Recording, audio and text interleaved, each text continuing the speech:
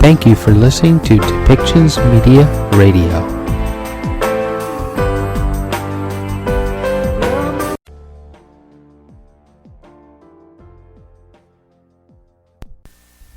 Welcome to Policy and Rights, the show about government policy and human rights.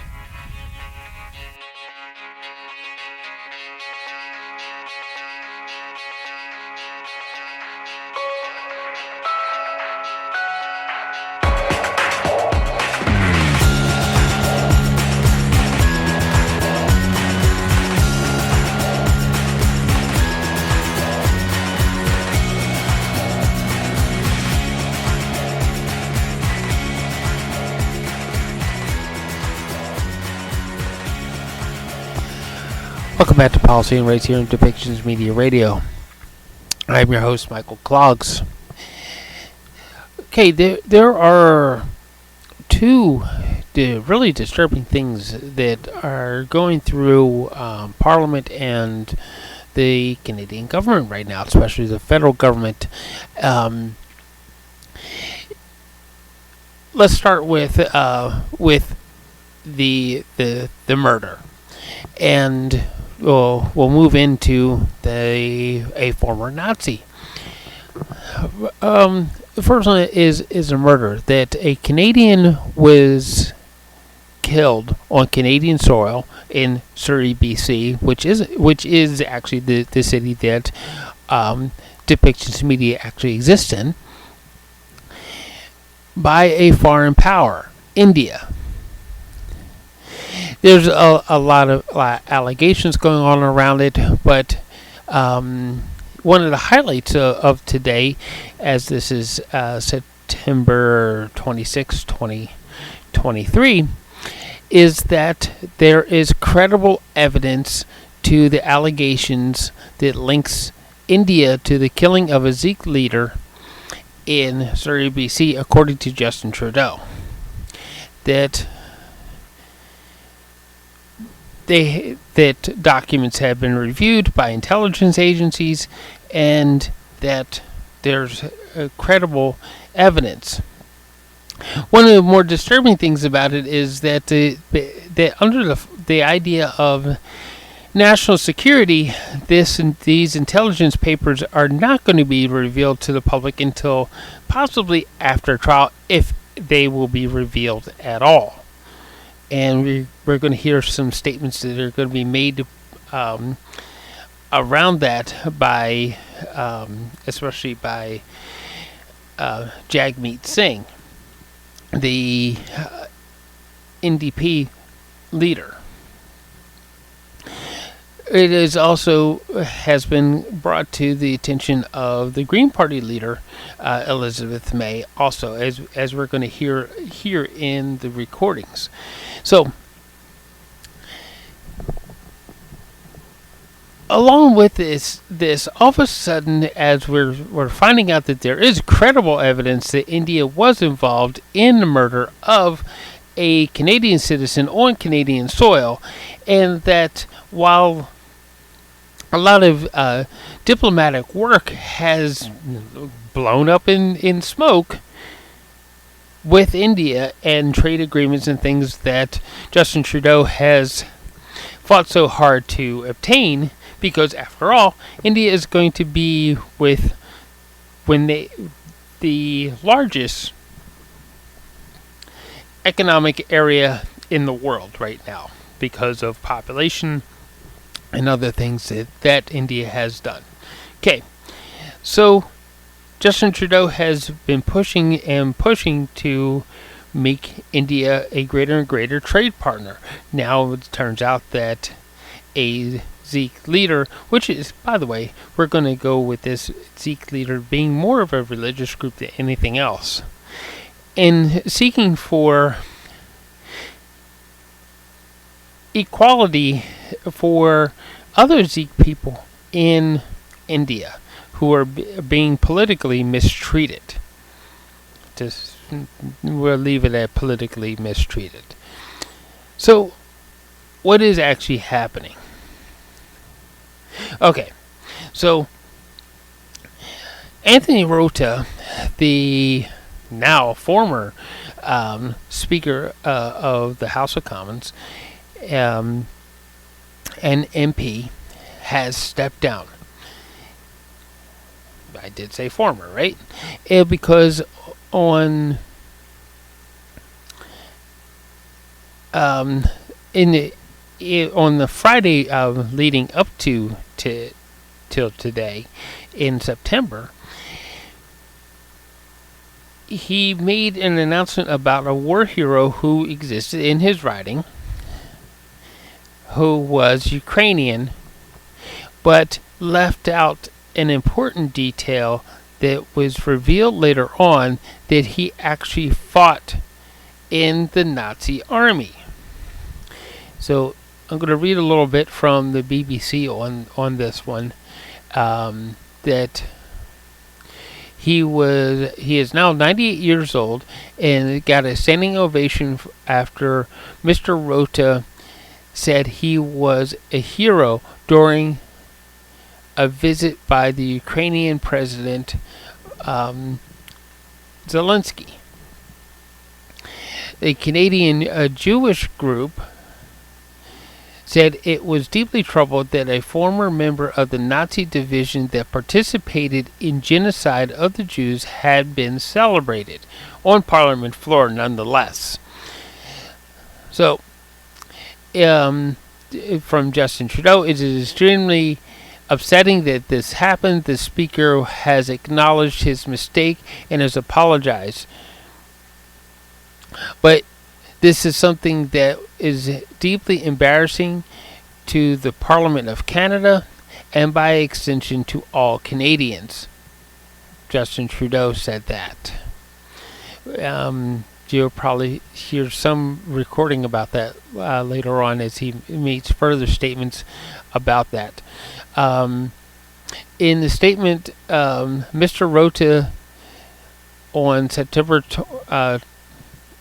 22nd, in his remarks following the address of the President of Ukraine, he recognized an individual in the gallery. And he says he subsequently became aware of the information which caused him to regret to do so at all.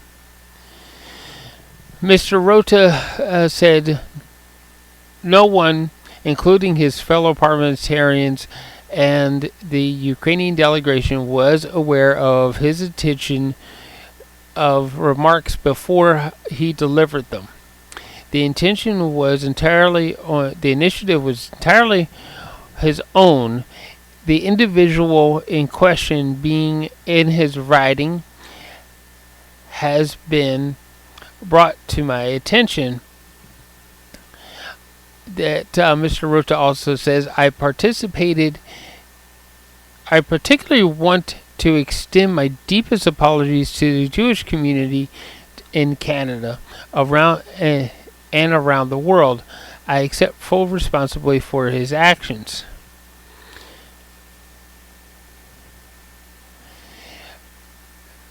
Meanwhile, the Canadian opposition, Conservative leader Pierre Poilievre and Prime Minister Justin Trudeau were also responsible for the incident, calling for him to apologize.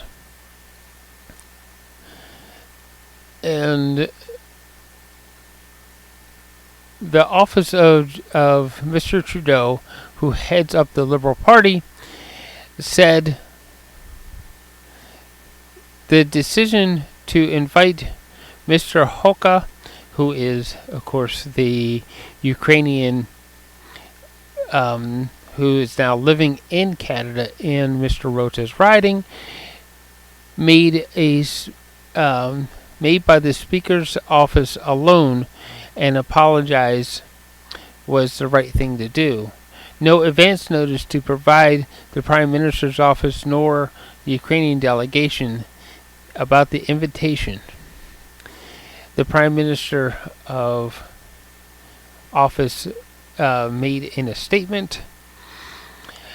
At one point, Mr. Rota pointed out that Mr. Hoka, who said in the gallery, saying the man was Ukrainian hero, Canadian hero, and we thank him for all of his service.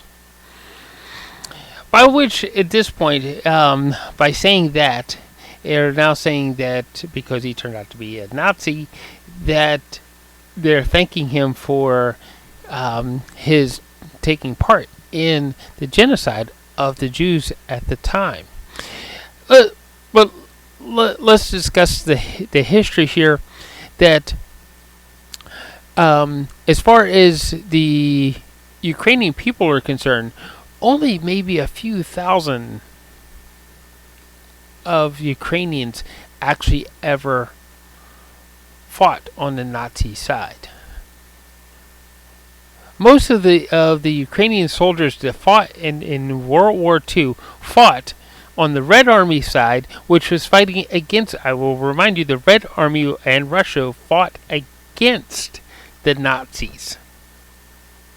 They wanted to take down the Third Reich. So as we remember from history. So this man, Mr. Hoka, was an anomaly, and that whatever embarrassment it is leading back towards President Zelensky, and whatever harm that they are trying to, that Vladimir Putin is trying to put against their war efforts to protect their country,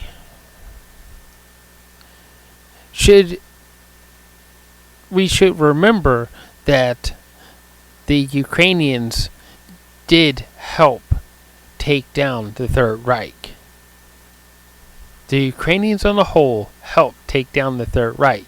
But leading back to the cover-up and sweep of what is happening with the Indian government, all of a sudden this sort of thing happens, this sort of embarrassment happens on a global level at the same time that a Canadian citizen was killed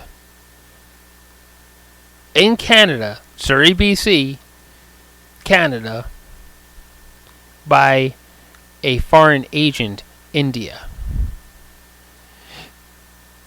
The question I have, are they going to use the incident with Mr. Rota and his resignation to sweep the truth about what the Indian government is doing on Canadian soil? Is India running covert ops in Canada? And what is Justin Trudeau prepared to do to stop these operations from happening in Canada? So, why don't we listen to the recordings of what was actually said by Mr. Trudeau and also by Jagmeet Singh. We also have some statements from the Quebec Bloc Party that are actually in French, and also has to do with some of what we've been discussing. So, welcome back to. We'll welcome you back when we get to final thoughts.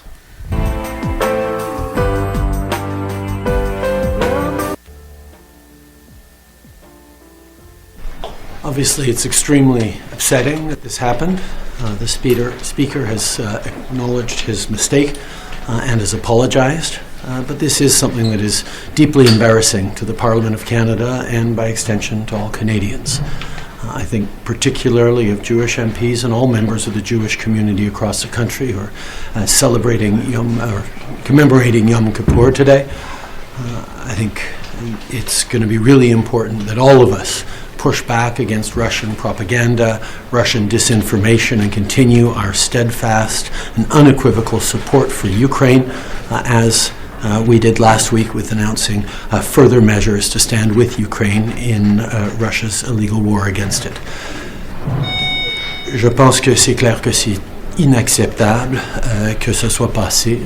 Le président de la Chambre a pris responsabilité, s'est excusé, mais il va sans dire que c'est profondément gênant pour le Parlement du Canada et, par extension, pour tous les Canadiens.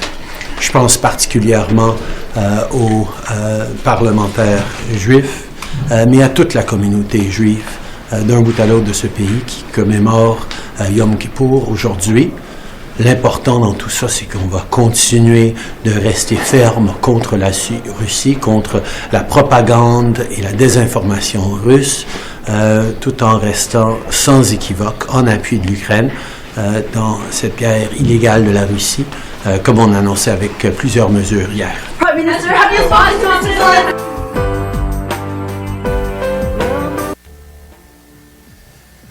Bonjour, good day.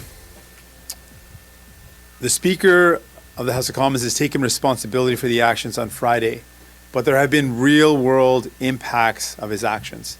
It has hurt the Jewish community. It has been a detriment to the war effort for the people of Ukraine, President Zelensky. It has been harm to their efforts. In fact, already the incident is being used by Russian propaganda to attack and to harm the efforts of Ukrainians. And finally, it has hurt, it has damaged the international reputation of Canada. And for these reasons, I reiterate our call that we came out yesterday on that the Speaker should resign. I also want to acknowledge, though, that the Prime Minister invited President Zelensky. And the purpose of that invitation was to give President Zelensky an opportunity, a very important opportunity, to shore up support for the efforts in Ukraine, for the war in Ukraine. But because of the incidents on Friday, it has had the opposite effect. It has harmed the efforts of President Zelensky and Ukraine. And for that reason, the Prime Minister now must show a plan to remedy this negative impact, show a plan forward, show some leadership. He's been absent on that point. I also want to take a moment to reflect on something else that has been very difficult for Canadians, and that's the cost of groceries. We know that Canadians continue to struggle with the high cost of groceries, making difficult decisions, making sacrifices when they go in to buy the food that they need. Given how serious things have been, and it's been 21 months that food inflation has outpaced general inflation, the Liberals' inaction has cost families thousands of dollars. They have done nothing to bring down the cost of groceries. And now they are making a show of taking action by meeting with the CEOs of grocery stores and with manufacturers. None of that is actually bringing down the price of groceries. The Liberals' own commitment was we're going to take actions that will bring down the price of groceries by this Thanksgiving. My question is, are any of these meetings, are any of the steps being taken by the Liberal government going to achieve that? The answer is no. And that is why it is a failed approach. Our approach is to force these large corporations to bring down their prices by strengthening competition laws, giving more penalties to end price gouging and price fixing, to protect consumers with concrete legislation, with stiff and severe penalties. That is what needs to happen. And we'll continue to fight to make sure that happens. Donc, le président de la Chambre des communs a pris responsabilité pour les actions de le vendredi passé. Mais je veux dire que ces actions ont eu un impact réel dans la vie des gens. Ça a heurté la communauté juive, ça a nuit aux efforts du président Zelensky et les Ukrainiens de continuer la guerre contre la Russie, et ça a blessé la réputation du Canada à travers le monde. À cause de ces actions, à cause de ces impacts, je continue de redire que le président doit démissionner. Mais je veux aussi signaler que le Premier ministre a invité le président Zelensky ici au Canada pour aider avec les affaires dans la guerre, et le résultat de cette invitation était en fait l'opposé. Ça nuit aux affaires. Donc, ça c'est pourquoi je demande que le Premier ministre montre un plan pour régler l'impact négatif de l'incident le vendredi passé. Finalement, je veux parler d'un sujet qui frappe fort, qui continue de frapper fort, c'est le coût d'épicerie. On sait que c'est plus de 21 mois que l'inflation des épiceries était plus haut que l'inflation générale. Ça veut dire que les familles ont payé des milliers de plus. Et la réponse du gouvernement libéral, c'était effectivement l'inaction. Et cette inaction coûte trop cher. Et maintenant, il veut faire semblant qu'il prend des actions avec des rencontres avec les PDG des grandes entreprises d'épicerie. Et est-ce que ça va fonctionner de demander gentiment que les grands PDG réduisent le prix? Non, ça ne va pas fonctionner. Effectivement, c'est une approche ridicule et j'ai dit ça dans le passé. Je continue, je garde cette opinion. Parce que les libéraux eux-mêmes ont promis de réduire le coût d'épicerie ici, l'action de grâce, et ils ne vont pas garder cette promesse, ils vont briser cette promesse. Donc, ça, c'est pourquoi on doit aller devant avec notre approche de renforcer les protections pour les consommateurs avec des sanctions plus fortes contre les PDG et les grandes entreprises d'épicerie pour protéger les consommateurs et réduire les coûts d'épicerie. C'est exactement ce qu'on va continuer de faire. Merci. Avec ça, je suis prêt pour vos questions. With that, I'm ready for your questions. Monsieur Singh, hier, Mme Gould a demandé qu'on retire du Hansard la référence à M. Anka qui a été faite vendredi. J'aimerais savoir qu'est-ce que vous pensez de ça. Trouvez-vous que ce serait une bonne idée que de le faire? Je pense que on doit cibler ce qu'on doit faire maintenant. Ça, c'est le fait que le président démissionne. Je pense que ça, c'est où on doit cibler nos efforts. Et pour ce qu'on garde dans les records, dans l'histoire, en général, je pense que c'est important qu'on n'oublie pas ce qui s'est passé. Mais ma réponse est on doit cibler ce qu'on peut faire maintenant. Ça, c'est de forcer le président de démissionner. Nous, on a ciblé notre question, là. Est-ce que vous êtes favorable à biffer cet élément-là du Hansard, oui ou non? J'ai dit que, dans mon avis, généralement, je crois qu'on doit garder l'histoire pour qu'on n'oublie pas ce qui s'est passé. Donc, mais c'est ce que j'ai dit. Donc, c'est ma position. Mais je veux encore cibler ce qu'on doit faire vraiment, c'est de forcer le président de démissionner. Excusez-moi, c'est pas tout à fait clair. Je comprends votre position de principe, mais dans le cas qui nous occupe, selon vous, devrions-nous enlever ça du Hansard, oui ou non?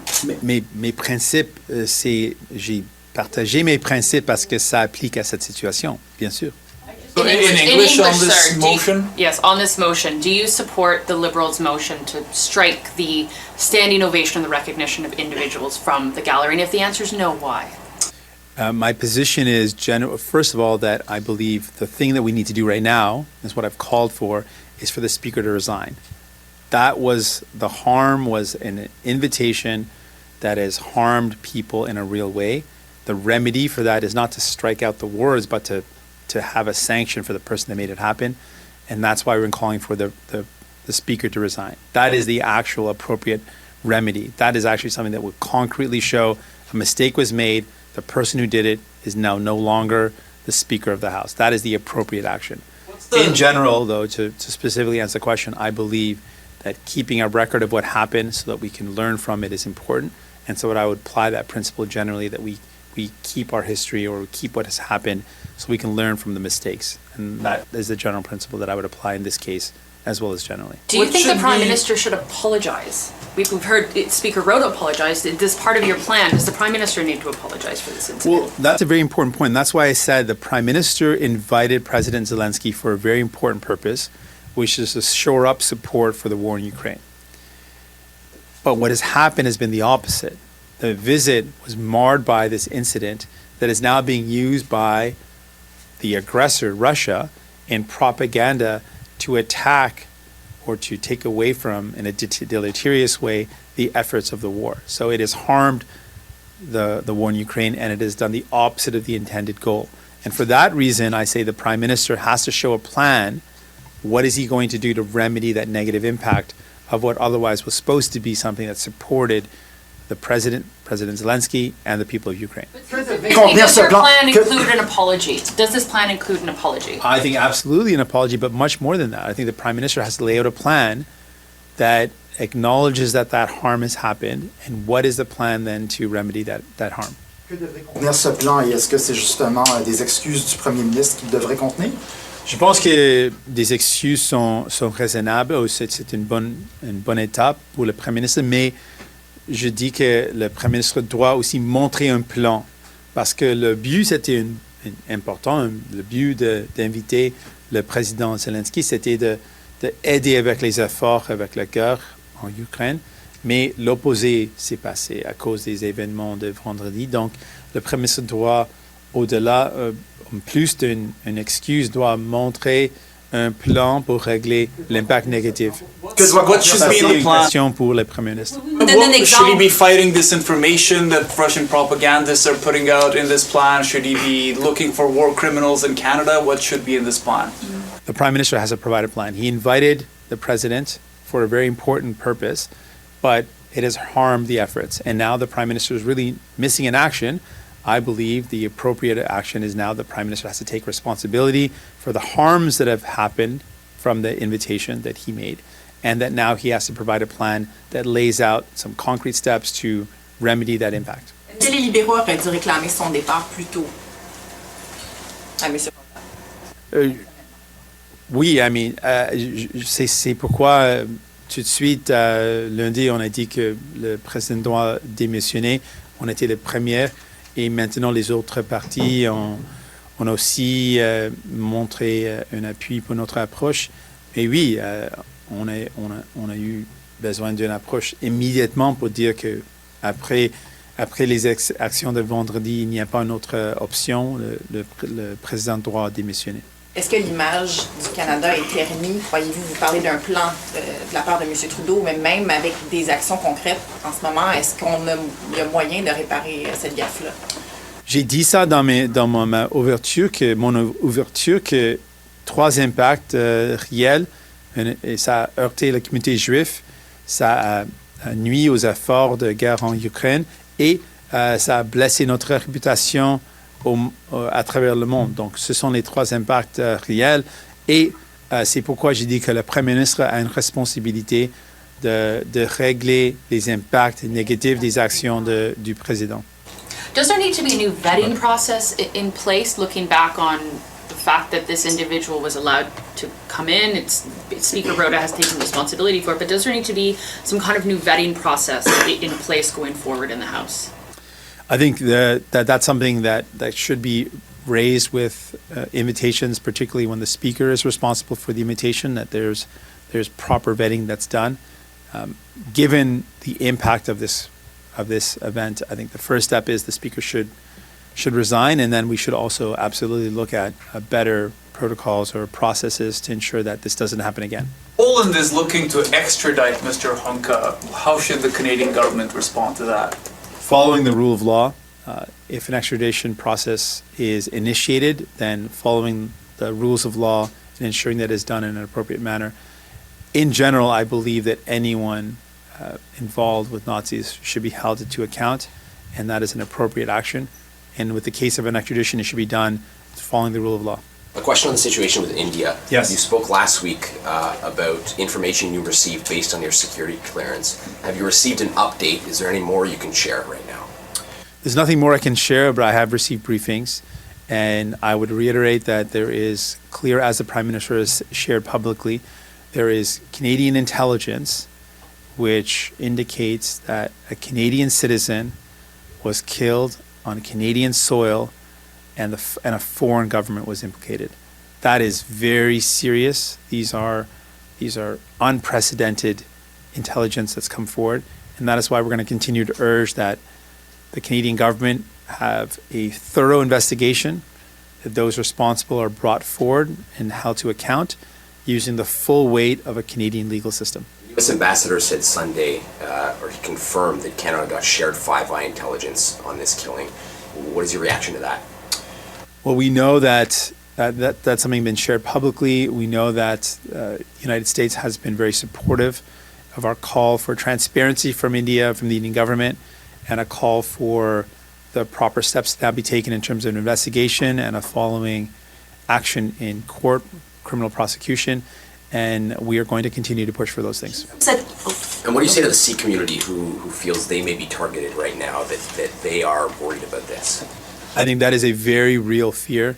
For a long time, members of the Sikh community have been targeted by actions of the Indian government, and for a long time that it's gone often unnoticed or unrecognized.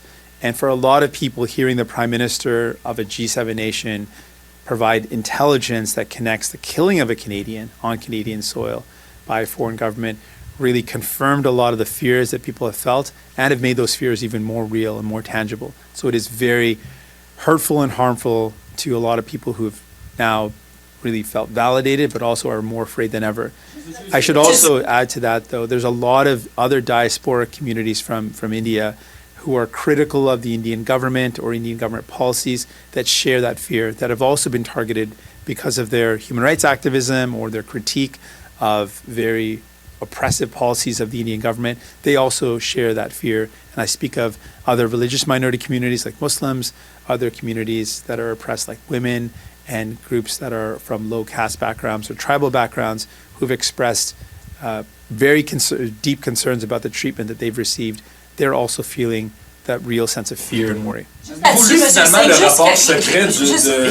continuer sur l'affaire, juste revenir sur l'affaire de l'Inde. Juste un instant, tu as eu ton moment, c'est à moi. Avez-vous lu l'annexe confidentielle du rapporteur finalement que vous deviez lire là, et est-ce que ça vous a éclairé sur des choses que vous ne saviez pas?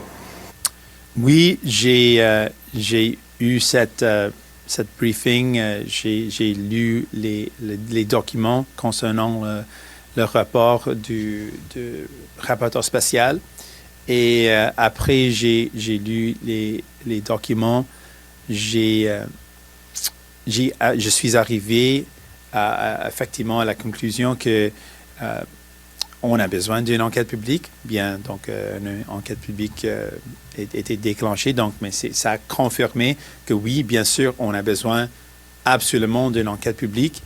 Et je n'étais pas d'accord avec la conclusion de M.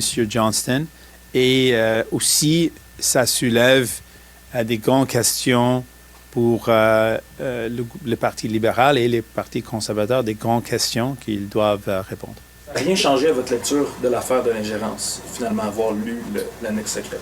Non, c'est clair que les allégations d'ingérence étrangère sont vraiment là et ça soulève beaucoup de questions, particulièrement pour le Parti libéral et le Parti conservateur. Au sujet de mon collègue sur l'Inde, si je vous ai bien compris, vous avez eu aussi un briefing là-dessus et j'aimerais, donc vous confirmez, et j'aimerais comprendre, avez-vous vu des preuves de cette implication indienne ou en tout cas avez-vous été convaincu de ce qu'on vous a présenté concernant l'implication indienne?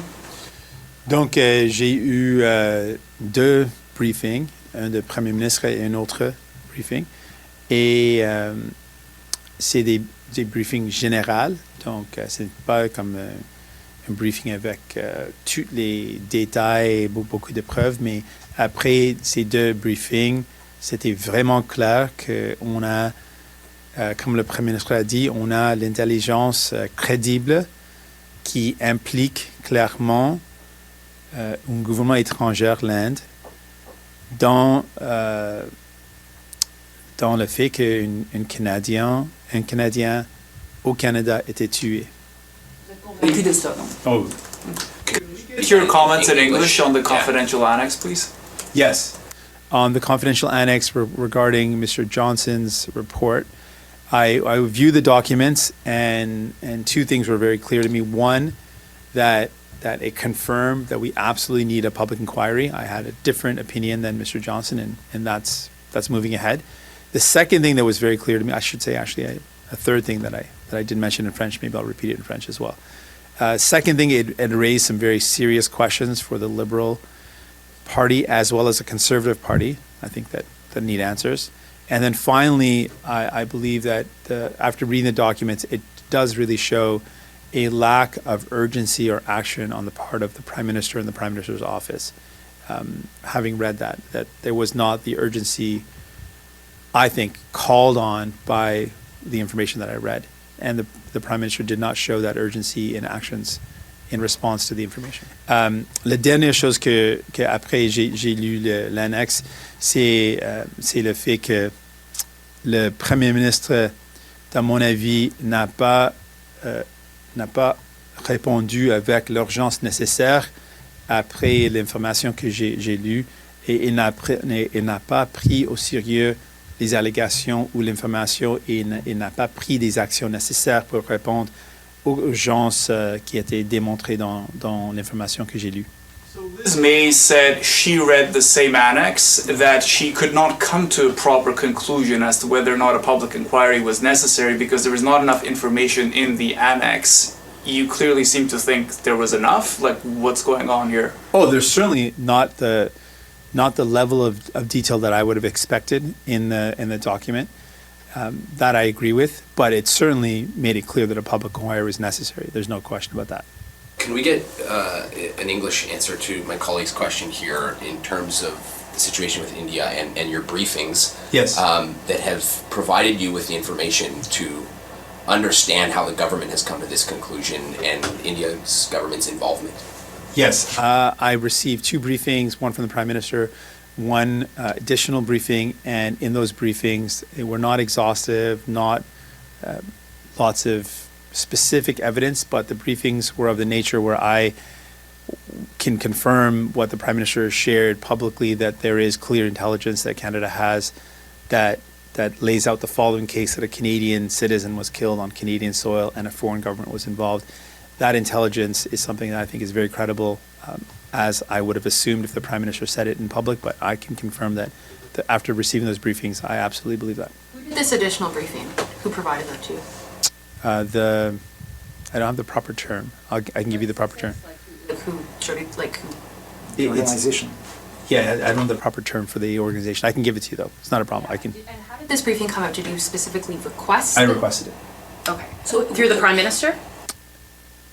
I think we have a direct request with the organization. I just don't have the proper. I don't want to give the wrong acronym for it, but we can give it to you. My team will give it to you. Sure. The one with the Prime Minister, was it before his announcement? Yes. Okay, so he warned you, it gave you a heads up. Okay. Yes, like all the other leaders, except for because I took the top secret clearance, so I was able to give it a little bit more in depth than the other leaders, but the same information that the other leaders received. When did the second briefing happen? Demander l'extradition. We can give you the exact date, but it was last week, I think, sometime. Do you think that the information should be shared with Canadians or could be shared? Because that's some of the question here, right? Like, the Prime Minister made these extraordinary allegation. We've seen the diplomatic fallout. Does he have a bit of a responsibility to kind of show a bit more of the evidence of how he was led to make such an announcement in the House? No, not at all. I think there are matters of national security, and so information cannot be released beyond that the general statements that were released, and there's going to be a next step in the investigation and a prosecution, and then information will be made public in an appropriate manner, and that's absolutely appropriate. But to do it early would jeopardize the investigation and jeopardize the work that's being done. So the appropriate action so far is to take what's being said very seriously. There's credible intelligence, as has been shared publicly, that makes a case for something very unprecedented and very serious, that a Canadian citizen on Canadian soil was killed and the involvement of a foreign government. There's strong intelligence there. That is very serious, and that requires that we have every step taken to investigate properly, to use the legal system to the fullest extent to ensure that there's accountability, and that should happen, and we'll be pushing for that to happen. Risque, M. Singh, que le gouvernement de Modi en Inde utilise ça comme prétexte, on n'a pas assez de preuves, et que des communautés sikhs, par exemple, fassent les frais, soient victimes de son gouvernement à cause de ça. Il y a une peur que le gouvernement de l'Inde, et particulièrement le gouvernement de Modi, continue avec des actions inappropriées, les actions qui violent le droit de la personne en Inde et à travers le monde. Il y a de l'intelligence, comme le Premier ministre a dit, que l'Inde était impliquée, le gouvernement de l'Inde était impliqué dans le fait qu'un Canadien était tué. Donc, ça, c'est vraiment sérieux. Il y a des impacts sérieux. Ça, c'est pourquoi l'investigation est importante et qu'on a une poursuite ici au Canada et on utilise tous les pouvoirs d'un pays G7, d'un pays démocratique pour avoir la justice. Comment compareriez-vous la qualité des renseignements qu'on a partagés avec vous sur la question de l'Inde versus la question de l'ingérence étrangère plutôt chinoise? Est-ce que vous avez estimé avoir eu plus de détails? Non, les deux étaient de bons travail faits pour nos forces de sécurité. Donc, dans les deux cas, nos forces ont fait un bon travail, un travail important. Et on doit continuer avec l'enquête publique. On doit continuer d'appuyer les efforts de nos forces de sécurité, nos services d'intelligence. Ce travail doit continuer. Je vous pose la question parce que dans le cas de l'Inde, vous me dites il manque quand même un certain niveau de détail pour me rendre confortable.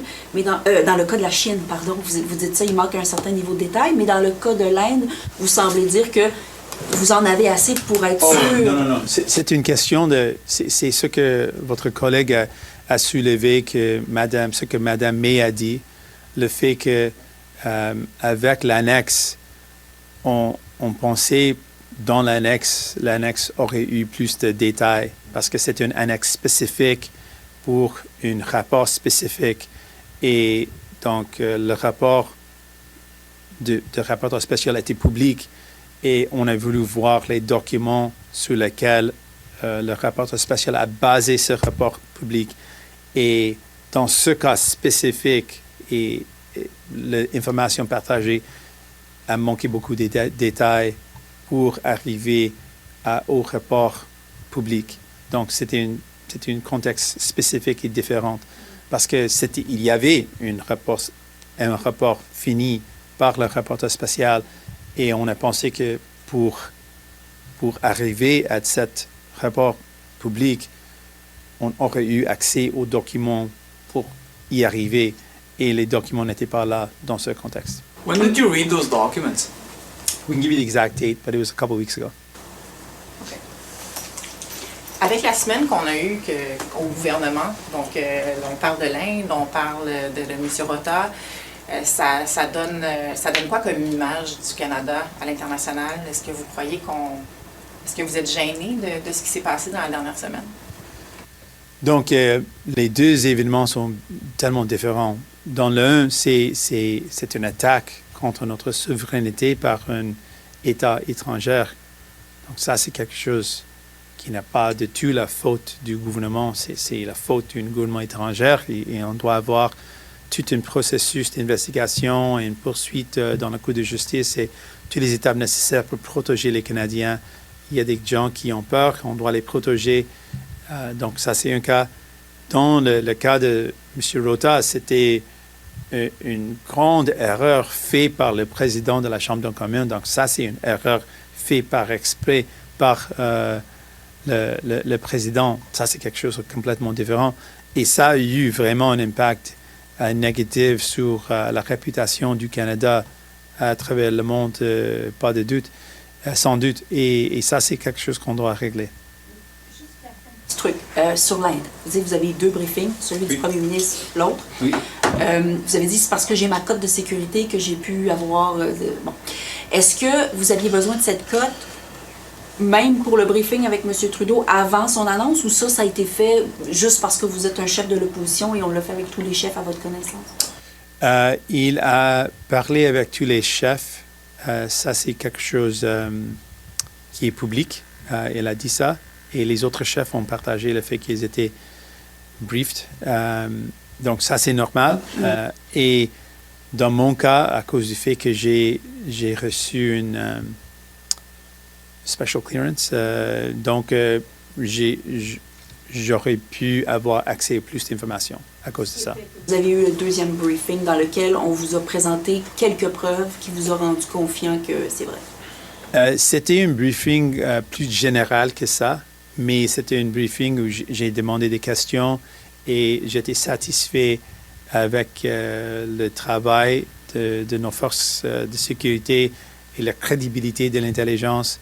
Et c'est un briefing que j'ai demandé et j'étais vraiment satisfait avec l'information que j'ai reçue. We have time for one more question.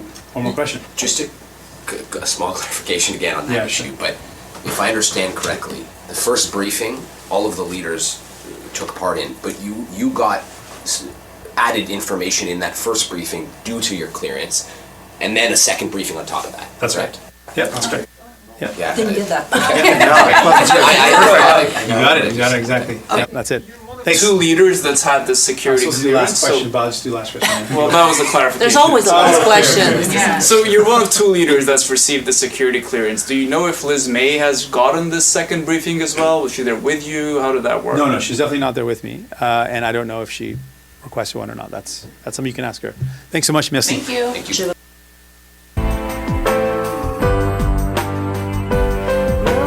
Bonjour. Nous sommes ici pour parler du compte d'urgence pour les entreprises canadiennes. Donc, nous avons convoqué les médias pour vous faire part de nos propositions. On est en ce moment très heureux d'avoir la Fédération canadienne des entreprises indépendantes et son vice-président ici, M. Jasmin Guénette, qui vient représenter les entreprises, ainsi que le porte-parole, M. Sébastien Lemire, porte-parole aux petites entreprises.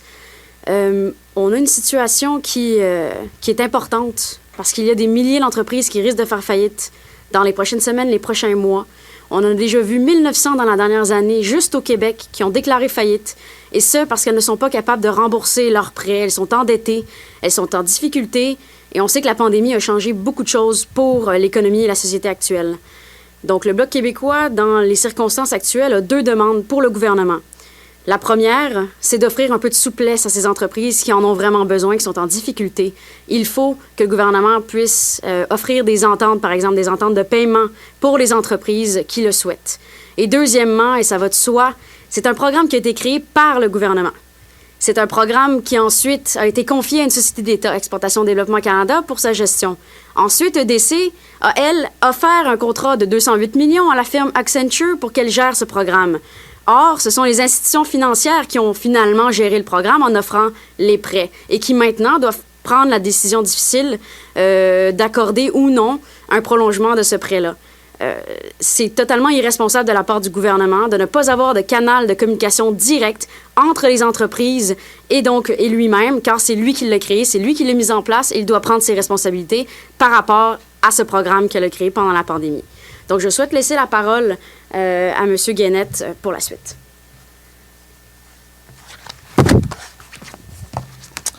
Bonjour, mon nom est Jasmin Guénette. Je suis le vice-président aux affaires nationales de la Fédération canadienne de l'entreprise indépendante, la FCEI.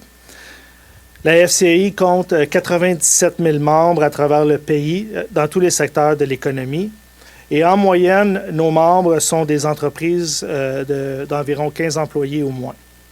Je remercie le Bloc québécois et particulièrement la députée Nathalie Saint-Clair-Desgagnés et le député Sébastien Lemire de nous donner l'opportunité de participer à la conférence de presse aujourd'hui.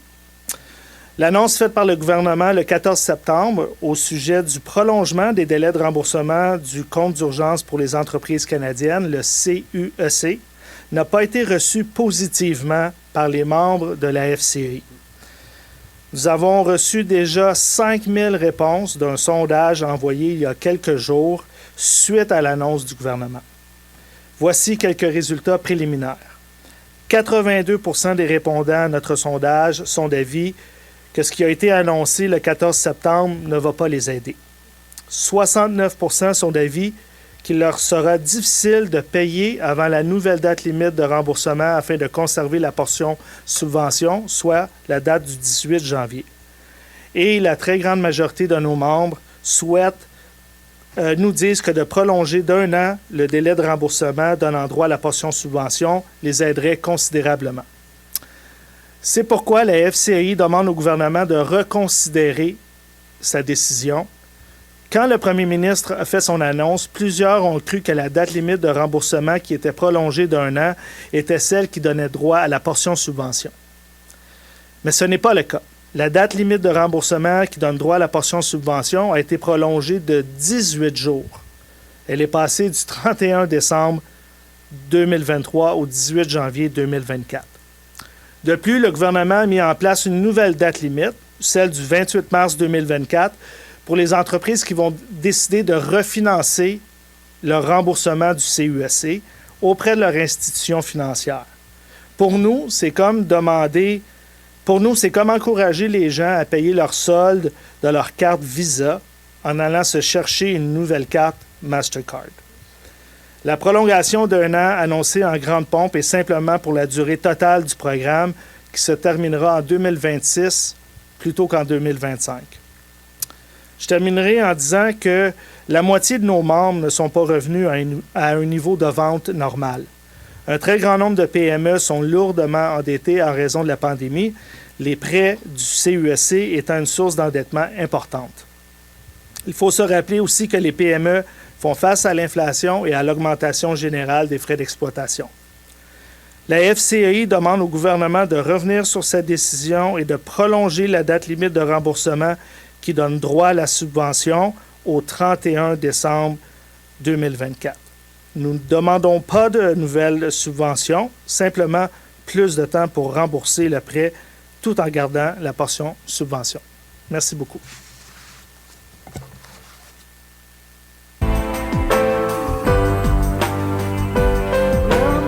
All right, thank you for listening.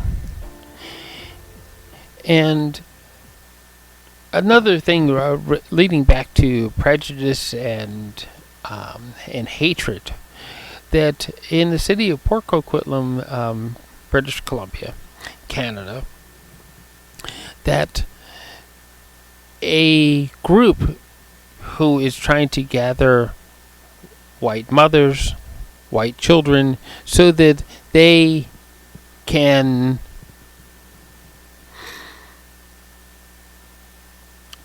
congregate together. They have posted signs saying if you have a European or white child and you want your child to be around those who are like them, then you should join this group.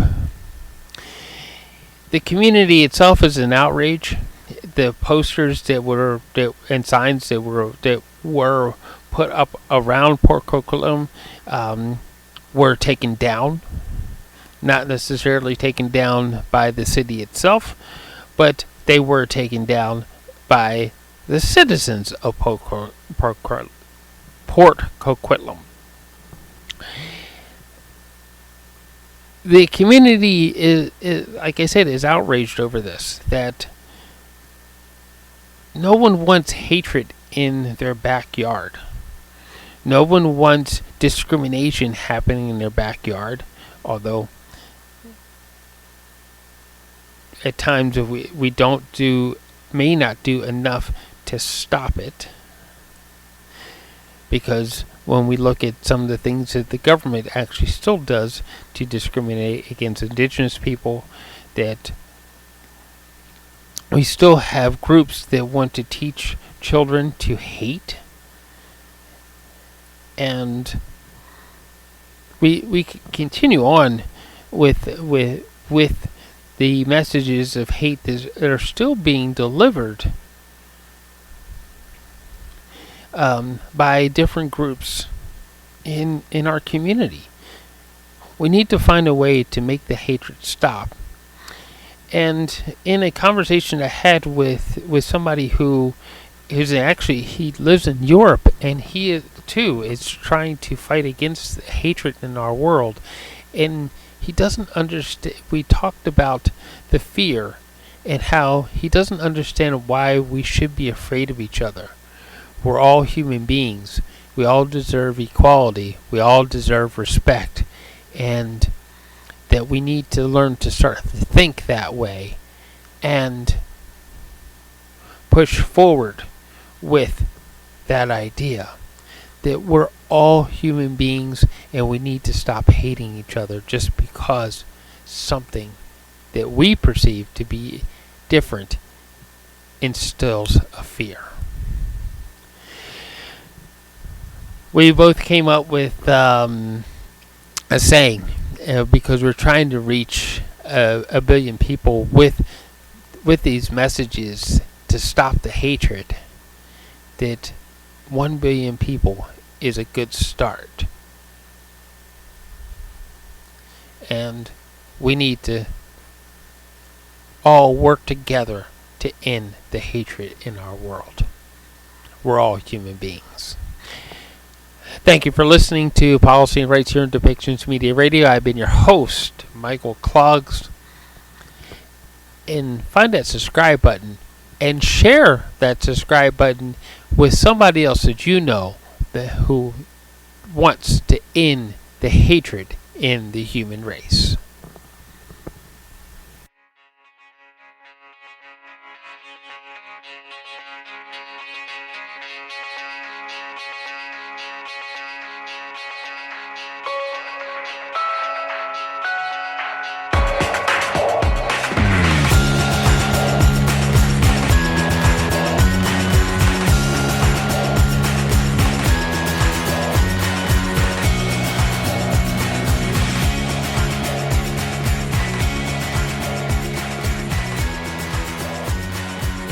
This show has been produced by Depictions Media.